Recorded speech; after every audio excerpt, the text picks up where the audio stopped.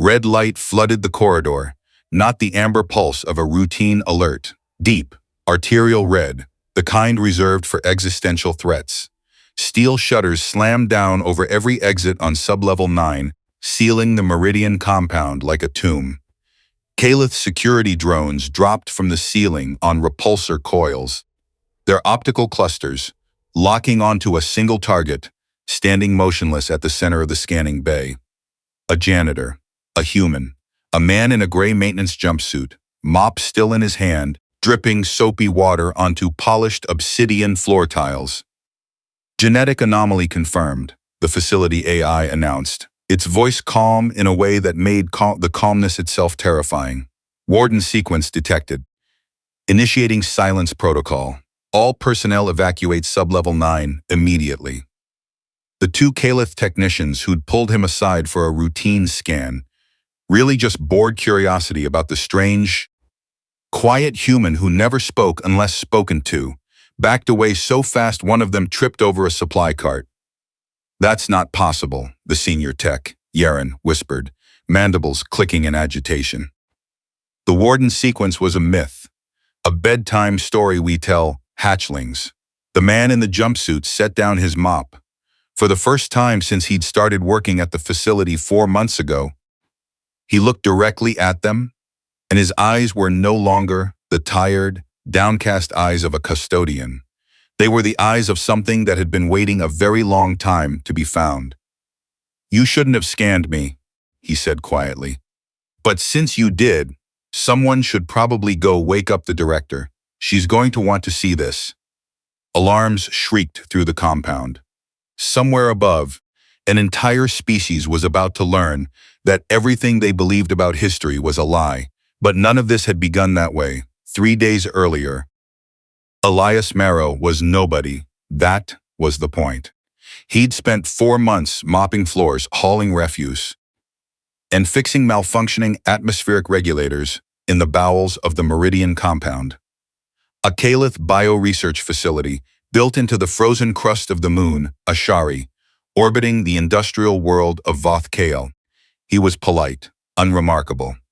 He kept his head down and his answers short, and the Kaelith staff had stopped noticing him the way people stop noticing furniture. That suited him fine. The Kaelith were an old spacefaring species, tall, avian-boned, with iridescent facial plating and a rigid caste hierarchy built on bloodline purity. Humanity had only been part of the wider galactic community for 6 years, tolerated more than respected, generally assumed to be a young, disorganized species still finding its footing. Menial labor contracts were about the only work available to human migrants this far from Sol space. Elias had applied for his job under a different name. "You're quiet for a human," said Rian Sol, a young Kaelith systems officer on his 2nd week. She was junior staff, curious rather than cruel, one of the few who bothered to make conversation with the cleaning crew. The others talked constantly. Loud species, humans, didn't have much to say, Elias replied, not looking up from the coolant line he was repairing. "You fixed that valve faster than our maintenance AI predicted," Rian said. "Where did you train?" "Picked things up along the way." She'd studied him a moment longer than necessary, the way people do when something doesn't quite add up, then let it go. Rian had bigger problems. Director Vesa Thren had just tightened security across every sublevel, citing elevated regional threat indicators. Nobody explained. Extra patrols. Randomized bioscans.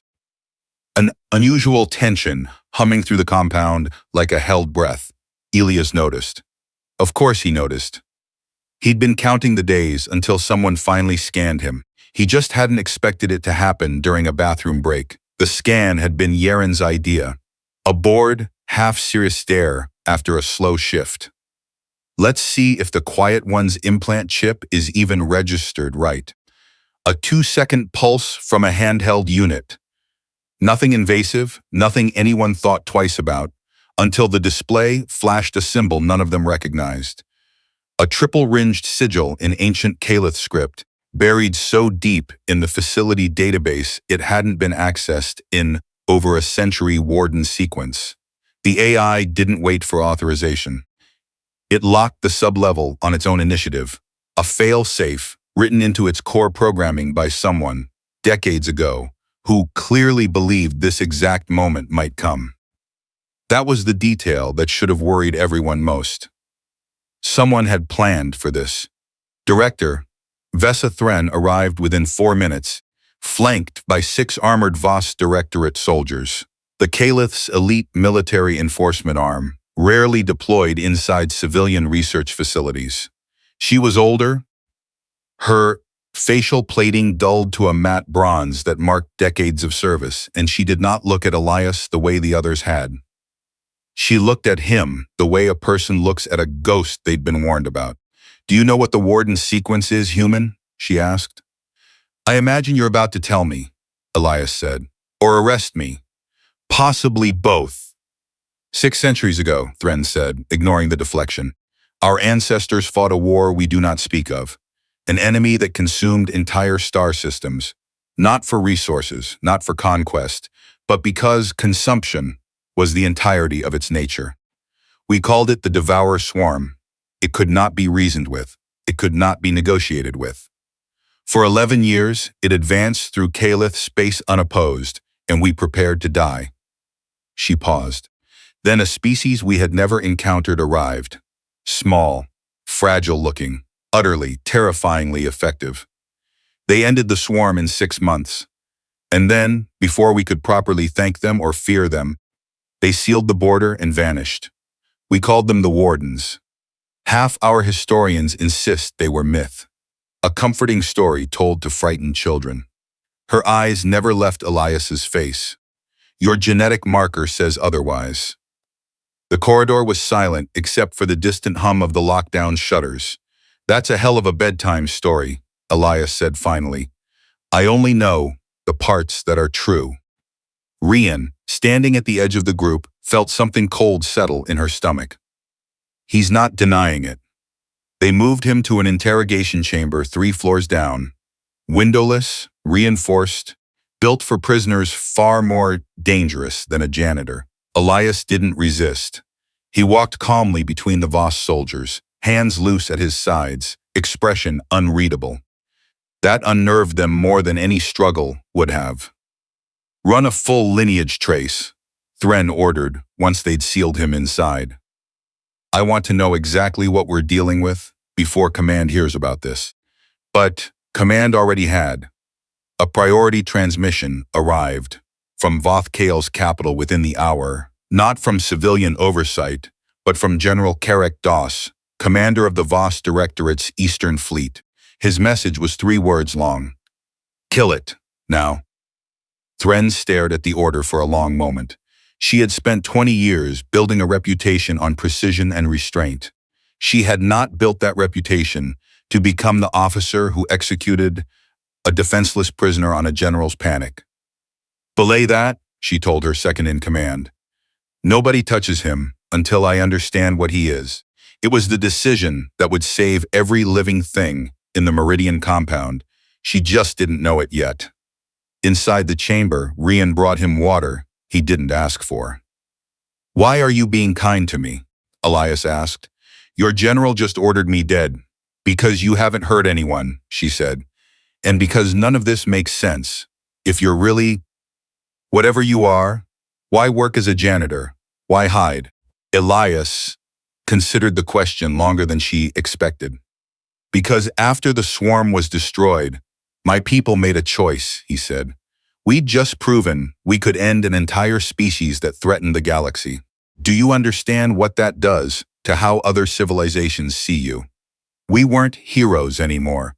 We were a weapon nobody had agreed to build.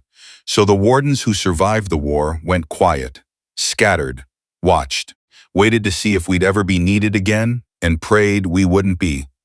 "Watched for what?" Elias's jaw tightened. "The swarm wasn't destroyed," he said. "It was contained. And 3 days ago, our long-range monitoring array picked up a signature we haven't seen in 600 years, moving through the Ashari deep field, 40 hours out from this moon." Ryan went very still. You're saying it's coming back? I'm saying it never really left. And I came here specifically because Meridian sits on the old containment relay. The thing keeping an entire dormant swarm colony asleep 3 systems over. If this facility's defense grid goes down during an attack, that colony wakes up, and this isn't a rescue story anymore. It's an extinction story. Thren burst into the chamber precisely as the last sentence left his mouth, having listened through the comm feed. You're telling me a Devourer remnant is inbound to my moon, she said, voice tight. And you knew this before you ever took the maintenance job. I applied for this job specifically because your predecessor buried the containment relay under 6 layers of bureaucratic obscurity nobody outside Warden intelligence would ever find, Elias said. I've spent 4 months quietly making sure that relay actually still works. It didn't, by the way. 3 weeks ago, I fixed it during a night shift nobody logged. Thren's mandibles parted in something between fury and disbelief. You had access to systems that could have destroyed this entire moon, and you told no one.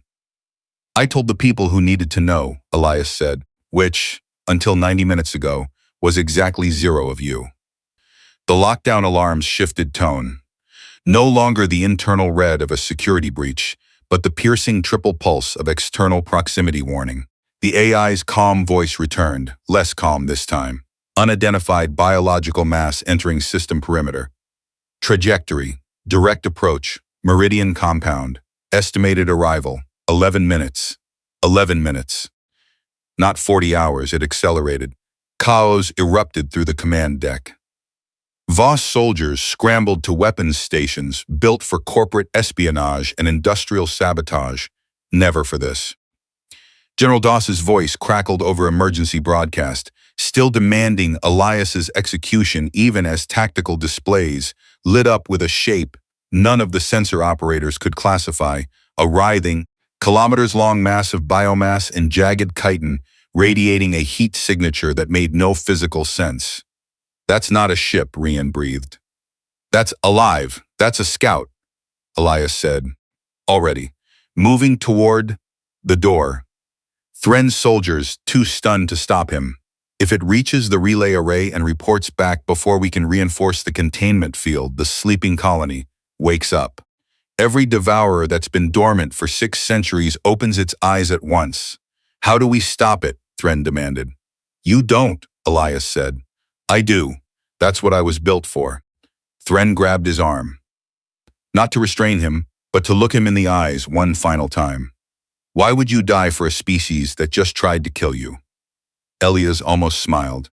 Because that's exactly what my people did for yours, 600 years ago. Somebody has to keep doing it. Might as well still be us. What happened over the next 9 minutes would be argued about in Kaelith military academies for the next century. Elias reached the relay control spire alone, sealed the outer doors behind him to prevent anyone else from being caught in the blast radius, and manually overloaded the containment field's emitters.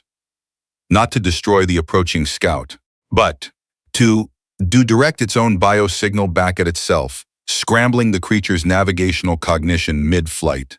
It wasn't brute force, it was precision, honed by centuries of institutional knowledge passed down through a bloodline nobody else in the galaxy remembered existed. The scout convulsed in open space, shrieked across every sensor band the Kaelith possessed, and tumbled off course into the crushing gravity well of Ashari's ice rings, where it was torn apart by tidal forces before it ever reached the relay. Silence returned to the Meridian Compound. Then the lockdown shutters, one by one, began to rise. They found Elias unconscious but alive. Radiation burns creeping up one arm, the relay, lay spire, scorched black around him. Rian reached him first, dropping to her knees on the frozen floor. You could have died, she said. Wouldn't have been the first Warden to, he murmured, eyes fluttering open. Probably won't be the last. General Doss's kill order arrived 4 minutes too late to matter, overruled within the hour by a unanimous vote of the Kaelith Joint Council. who had just watched full sensor footage of a lone human saving an entire moon from a threat their own military hadn't even detected. Director Thren stood over him as medics worked, something unreadable in her expression. Not fear anymore, and not quite gratitude either. Something closer to awe, tempered by 6 centuries of buried shame. The histories will need to be rewritten, she said quietly. They usually do, Elias replied, right before people remember why they were afraid to write them honestly in the first place. Ryan stayed beside him as they carried him out, past 100 Kaelith staff who had spent 4 months walking past a janitor without ever once looking him in the eye. They were all looking now, and somewhere in the frozen dark, beyond Ashari's rings, a signal quietly relayed itself across the stars. Back to a scattered handful of humans, still watching, still waiting, still keeping a promise the rest of the galaxy had long since forgotten was ever made. The Wardens hadn't vanished. They had simply been waiting to be needed.